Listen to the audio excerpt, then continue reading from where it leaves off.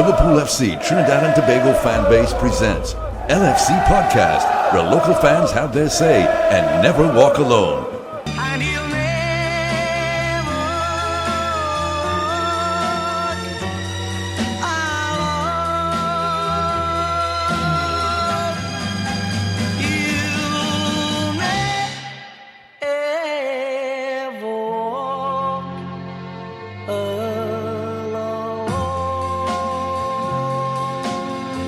And now your host.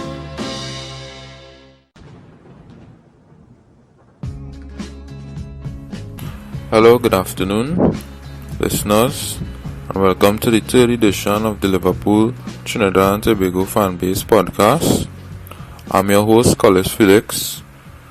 Joined by me here today again is my co-host, Jimmel Murray. Jimmel, welcome to the show. Yes, Collis. Thanks for having me.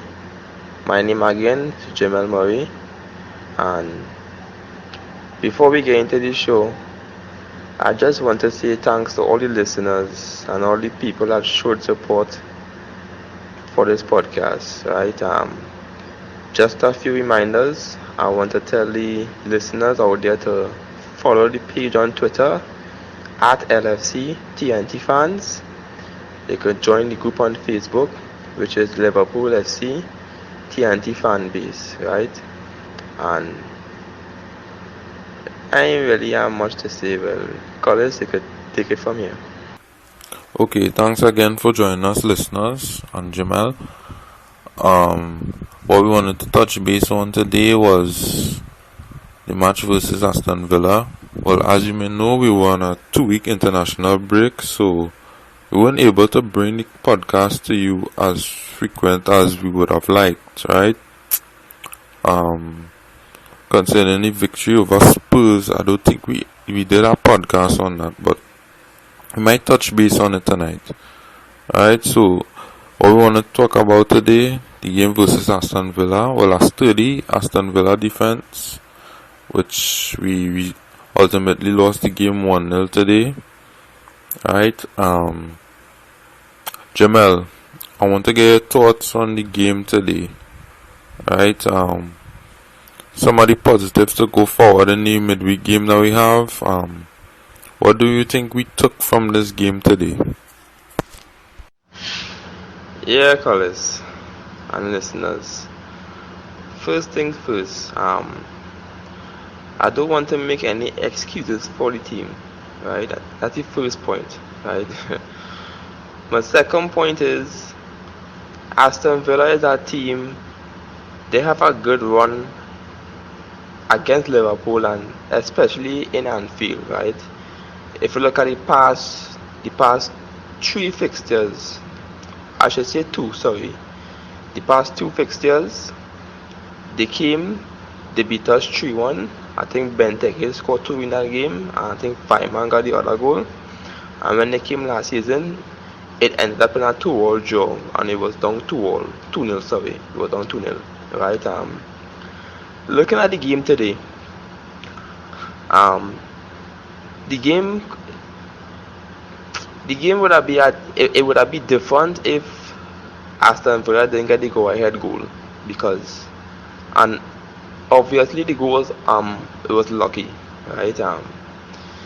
Right after they got the go-ahead goal, they sit back, they soak up our pressure, right? And they played a good game overall defensively, right?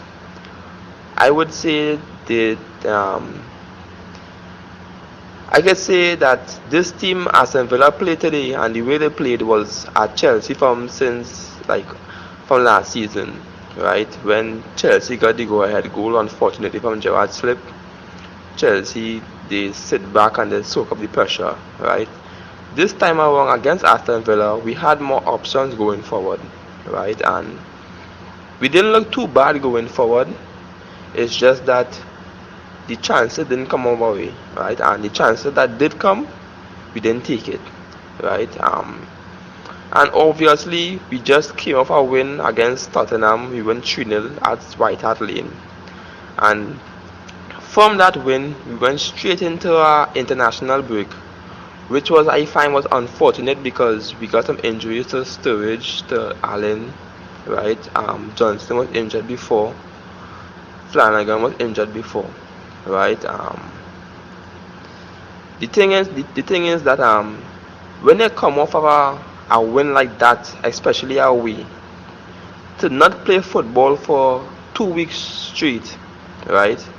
It kind of hard because the cohesion the team had from that game, it most likely gone because a whole 2 weeks done pass already. But don't let me get into that and make any excuses for the team.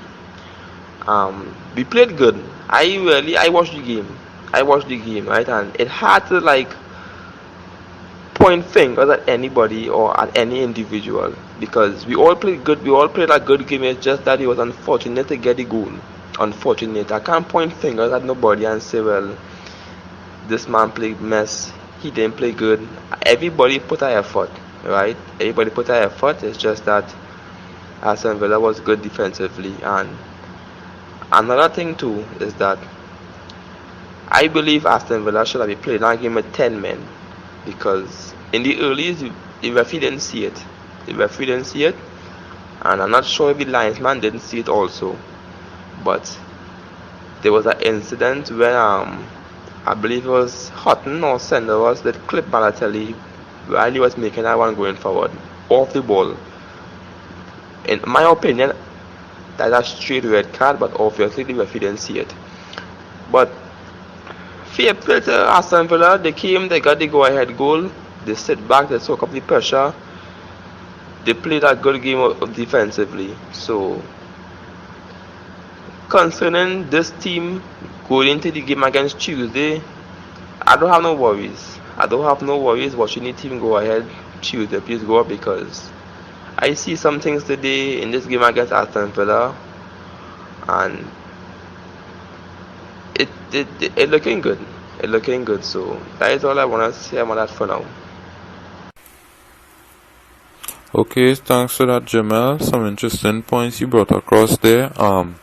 With respect to the red card, it was Senderos, a trip on Balotelli.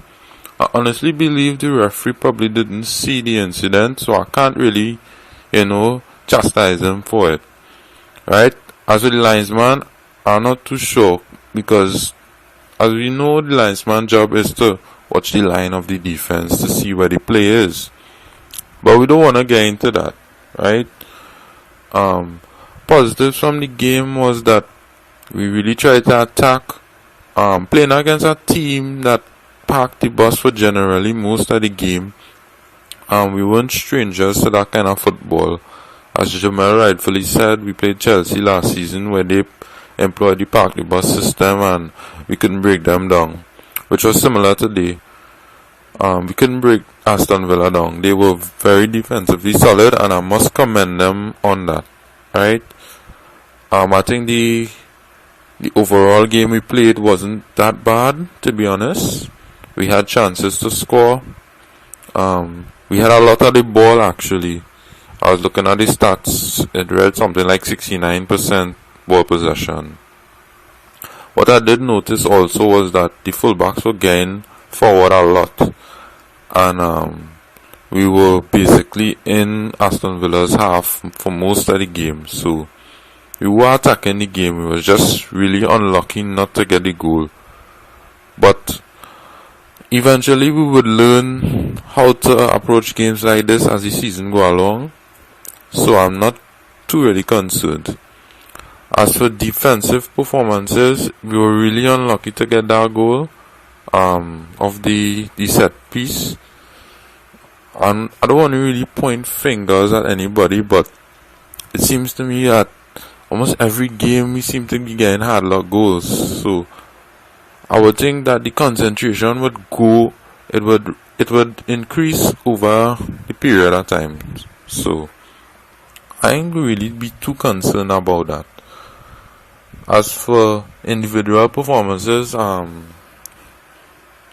person who really shocked me today, and I must give him some credit, was Philip Coutinho. I think he really tried to bring the game back in our hands to at least get a point. Unfortunately, he hit the post in the second half, and we weren't able to capitalize on the rebound. But say what, all that in the game, there was another incident also where Sterling came on in the second half, and with the few touches that he had, he was really he really seemed to be showing an impact in the game. But there was a real tough tackle on him, and I thought it warranted probably a red card as well. I saw that as a real dangerous tackle. But the referee was lenient to the fact that Aston Villa was playing a good defensive game, and he didn't want to be too harsh on them, I honestly believe. But again, I don't want to make excuses for the loss today. I think the injuries suffered to Sturridge, Emre Can, Joe Allen, and some of the other players in the previous games kind of limited the team in a sense, because I see them as important players in the way we play. And with having to use the depth today, who aren't really, nominal first team players, it kind of messes with the cohesion. So, in a sense, we were at a disadvantage in that regard. But the most important thing about a season and playing in Europe and whatnot is rotation. And I honestly believe that Rodgers would get the rotation right, as we saw with Rafa Benitez in previous seasons, where he had to rotate the side due to midweek games and weekend games, right? So it's a bit of a learning process for Rodgers as well, because as you know, he hasn't been involved in a kind of campaign where he had to play in multiple competitions, far less Europe. So, and we all know that playing in Europe takes a lot of preparation, right? You have to do scouting, you have to evaluate players to see who works well together, and prepare for matches at least 3 or 4 days ahead, right? So we'll see how this goes, and hopefully we could catch on quick, because during the periods where the fixtures get congested, it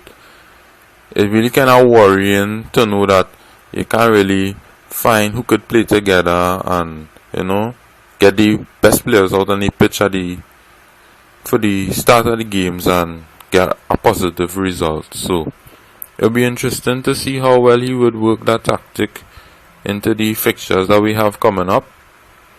With regards to the Champions League game we have Tuesday, I believe we should be going in comfortable there.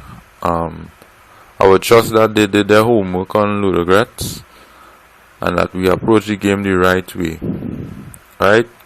We wouldn't be with Sturridge and Emre Can in the game, but I think with the players we have, we will be able to cope, right? So my next question would be, what sort of formation you think we would suit? How do you think we would play, and what kind of performance you would expect from the players, Jimmel? Yeah, I just want to touch on one thing before I go back, right? You was talking about the individual performances of the players, right? I want to say one thing, right? But I'm going to say this one thing, and I'm going to put it into 3 parts, if that makes sense, right? Mankio, that is a right back. That is a right back. I telling you. I telling you. I'm not going to slag off Johnson. I respect Johnson for the time he had at Liverpool, right? And it's obviously Johnson legs done right now. And I telling you, Javi Mankio is the perfect replacement for Jiglen Johnson. I watched that man today against Aston Villa. I watched he against Aston Villa. That man play real good. He play real good, right? It has some instances where he a little late in his recovery. Sometimes it's like sometimes he go watching the play and like he would think the play finish, And then when he catch himself, you go see, oh shucks, the ball still lay. But other than that, the man play real good. Lovren, Lovren playing like a defender who playing for Liverpool years now. I telling you, and the man only play about 4 games. I telling you, the man playing like he in the team the years now. And the man, I like how he commanding the back, how he making the tackles, he going forward, he passes everything, right? And Sam, Lovren and Sacco, they played the first game together against Tottenham, which was our away game, right? And we knew that the defense wasn't so good between both of them. But in this game against Aston Villa, probably because Aston Villa didn't really attack me much, I find the centre back pairing it coming to par, right? Especially Moreno on the left hand side. Them fellas are playing real good, right? Them playing real good. Coutinho was unlucky today. He played good, and Sterling came on and changed the game. And Markovic had a good game also, right? Going into the game on Tuesday, please God, I wouldn't change much, right? I wouldn't change much because Sturridge still injured. So I believe that we will go back into the game with that same 4-3-3 formation, right? And what I want to see against Ludogorets is that I want to see we attack with some more flair, right? I did watch some clips with Markovic in his time at Benfica, and Markovic is a player that could he takes on defenders with extreme pace, right? And if we could get him to run at defenders, we could cause some problems going forward. Because if you have Markovic on one side running at defenders, right, and you have Sterling on the other side doing the same thing, right, you have Henderson pressing behind the offense, right? So when they have men like Sterling going forward, Markovic going forward, they find like Balotelli work now become easier because we are attacking with some flair. So I believe that we should press with some flair, and many a times I just watch Liverpool, right, and I find we just knock the ball in the back a little too much. I find so, right? Yes, we looking to play the ball out the back, wherever the case is, but most of the time, sometimes you had to pass the ball up the park, especially when you're looking for that go-ahead goal, right? I want to see like more attacking flair against that game against Ludogorets on Tuesday, please God, right? I believe first game back in Champions League, and it's a home game also, so that alone should give the whole team a whole lift, right? There will be a few nerves, but once we apply the pressure within the first 20 minutes of the game against Ludogorets, we push them back, we create some combination plays, we feel how it is. I believe we should have no worries, right? We should have no worries, and that is basically it for me, right? My starting up front, I would take off Lallana and I will start Sterling and Markovic and Balotelli up top with Gerald Henderson and Coutinho in the middle, right? If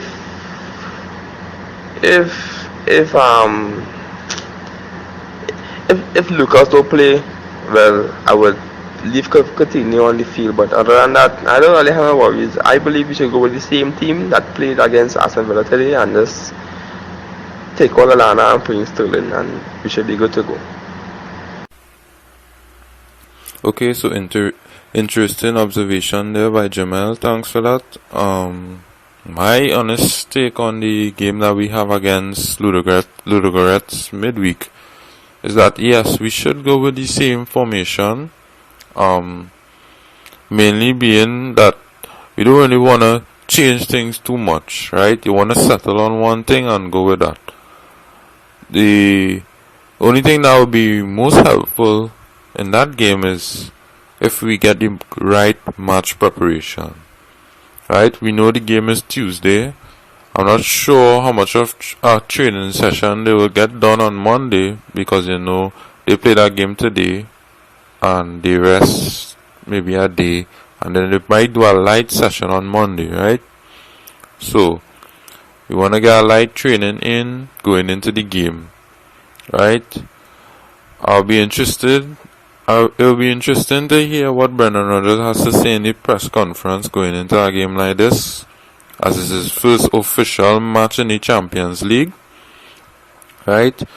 A lot of fans would be excited to know that we could come out with 3 points in our first game because, as you know, we were absent from the competition for 5 years now, and going into a game like this, we'll have a lot of expectations. So, and then again, we don't really know much about Ludogorets. We don't know what kind of game plan they have. I'm not sure if we have scouts out there watching the game, but I would believe so. Well, watching their league progress as well. As for players on the pitch, I'd go with the Markovic and Sterling and Balotelli in the attack, with Gerrard, Coutinho and Henderson, and we go with the same back four, right? What has become clear to me is that the fullbacks seem to have a sure pick in the team now. As Jimmel rightfully said, Mankio is one of the better defenders, well, one of the better fullbacks and players in the team, due to the fact that he's recovered very well. For a young player too, reading the game, he strikes me as a very good player, very good young player. I'll be surprised if we don't get him on a full contract after the 2-year loan up. So we'll see. As for expectations in the game, I would think, well, I don't want to really place too much emphasis on the scoreline, but because I don't really know much about Ludogorets, right? All I know is that they were Bulgarian champions, and well, to make it to the Champions League, you have to at least play at a certain level. So I would respect them in that sense, right? The only thing this season, playing the away games would be a bit of a worry because the traveling across Europe and playing in unfamiliar territory, it usually has a negative effect on teams, right? So it was good that it is good that we having our first game at home, so we could feel a little bit more settled in competition, right? Tactics wise, maybe if the result is not in our favor, we might bring on Lallana and Lucas, right? Maybe Lambert, right? I would like to see a diamond formation though, right? I kinda warming up to the diamond formation a little bit because I like what it offers. The fullbacks just get up, the midfielders always in position to receive the ball. There's always a holding player. There's an attacking player just behind the two attackers on top, feeding them the passes. And honestly, I think having Balotelli in the team, he always needs that person to partner with him because, as you see from the game today, he was a bit isolated at times. Not by his own fault, but that was due to a good tactical defensive game by Aston Villa. But if we do run into a problem like that against Ludogorets, where they sit back and probably hope for the point, knowing that they're playing away from home, I would think that Rodgers might want to change the formation and add a little more spice to the attack, right? Maybe bringing Lallana to help the attack and maybe Borini as well too, right?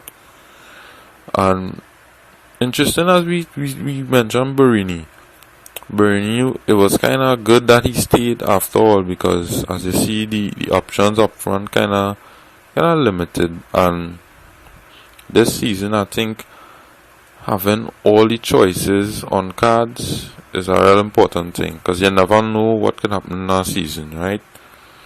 So depth is very important, right? It is aid the manager in making a lot of decisions with the team. Right, so overall, I think we could do well in this game coming. I believe our next two fixtures might be a League Cup and a Premier League game. Right, again, rotation. I always stress on that, rotation, very important. You want to keep your players fresh for the games ahead. Right. And I think coming in this season, we have a bit more options. I'm not sure how long Can and Allen are out for on Sturridge. No, I think Sturridge is 3 weeks, they said, right? But I think Rodgers would be careful in bringing them back into the team, because again, you don't want to mess with the chemistry, and you don't want to force players back in too quick, where it can hamper their rehabilitation in a sense. Right, so that is something he should really be looking at, easing players into the team. I think this is a good time for Markovic to really step up and show, what kind of player we really paid for. Not that he playing bad or anything, but I just want to see some performances from him, because I'm a keen admirer of him. I also saw him playing a few matches in the Europa League, one versus Juventus, where he was very instrumental. He very direct. He runs at defenders, explosive pace. He can play a lot of positions in the attack, so anywhere on the field he's a threat. Anywhere in the attacking third. Right? Similar to Sterling. So I think with having players like that is always a plus. Right? Creative wise, this season could be a real good season for us, right? And I wanted to point out something too. I find, well, this is to my honest opinion, I thought that Mignolet was good in the game, right? Aston Villa had some corners in the game, and I thought he handled them pretty well. Right, going back to the game versus Aston Villa again today, Gerrard in particular, I'm not sure how much games he wanna play Gerrard full 90 minutes. As you know, the captain, he don't really have the legs to carry him through a whole season playing every game. Right, I think that was one of the main reasons why we bought Emre Can. Well, we also have Allen, but due to unfortunate circumstances, he's sidelined through injury. But yeah, back to Gerrard. I'm not sure how long Brendan Rodgers want to play him full 90 minutes, because I think that is a risky thing to take, boy. Having him playing every game, and knowing the important games coming up as well, you want to at least rest him. So I don't know, we'll see how that goes. Also, Balotelli. I think Balotelli is a good player for us. He didn't really show too much today, mainly because he was just up there by himself, but we will see. General play, he was alright. He tried to get in the game, he tried to play some passes, Even though he couldn't score for himself, he tried to create chances for the other players, which is good. And I even saw him defending corners too, so he seemed to have the right attitude towards the game. Coutinho, again, marvelous game from him. I thought he could have probably just lay off at least one of the shots he had. But say what? That's just talking in hindsight. Maybe if he had scored, I would not have said that. But Okay, so we coming to the close of the podcast here. I just want to say thanks for listening. Look out for more podcasts from us in the upcoming days, and you will be hearing from us after each match from now on. The match against Ludogorets, look out for that podcast. Follow us on the Twitter page at LFC T&T Fans. Subscribe to the link on YouTube, right? And Jimmel, if you want to add anything, feel free to do so. Nah, I ain't really have much to add. But I would say thanks to all the listeners that gave us the support thus far. It's truly appreciated. And let me hope that our first game back in the Champions League will be with a win, right? And for those peeps who living in the western side or who live in more north, you could check out the games. If you don't have a place to watch the games, I know some of you are maybe on the go or whatever the case is. So if you don't have a place to watch the game, you can always check out All Out Sports Bar and Charlie Road. That's close to the Oval. And if you need any directions to get there, anything, you could always contact us on the various websites, on the various networks. So that's it for me, right? I am once again Jimmel Murray. Peace out. Thanks again, listeners. Stay tuned for more podcasts. We out.